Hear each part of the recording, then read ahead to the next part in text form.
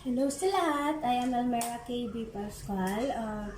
Thank you po Ma'am Imelda sa pamaskong handog ninyo ngayong Christmas sa amin na isa po ako sa nakatanggap ng grasya galing po sa inyo. Wish you good health and long life and pagpatuloy niyo po itong ginagawa niyo.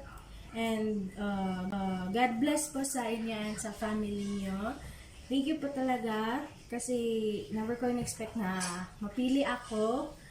Then, thank you po sa anak niyo po din na nag-deliver po. And salamat po ulit sa grasya. Merry Christmas!